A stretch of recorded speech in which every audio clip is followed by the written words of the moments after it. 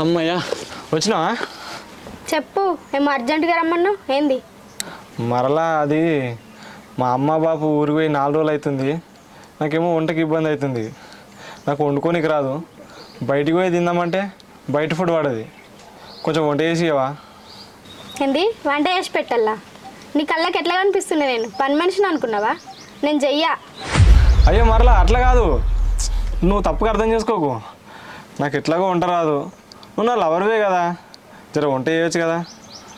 నేను మా ఇంటికన్నే వేయవంట, అలాంటిది మీ ఇంటికాడ వేయాలా? అబ్బా చేయొచ్చు కదా ప్లీజ్ నా కోసం. నేను చెయ్యవంట. నేను ఇంకా ఫోన్ చేసి రమ్మంటే జాబ్ వచ్చిందేమో ఊరికొచ్చిన. వంట చేయనంట వంట ఏపో.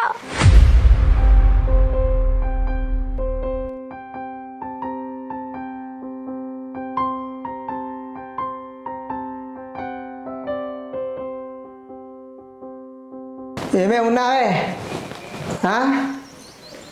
ఏమై బావా చెల్లి 4 రోజులైన ఊరికి పోయి అల్లునికి వంటకు ఎంత ఇబ్బంది అవుతుందో ఇంటికి తిననికి రమ్మన్నాయే.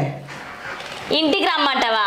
మన బిడ్డ బతికే ఆగం చేసినోడు ఆయన తింటేంది తినకపోతేంది, ఇంకా ఇంటికి రమ్మంటాడట. ఇంటికి అనేతందుకు ఏం అనిపిస్తలేదా నీకు?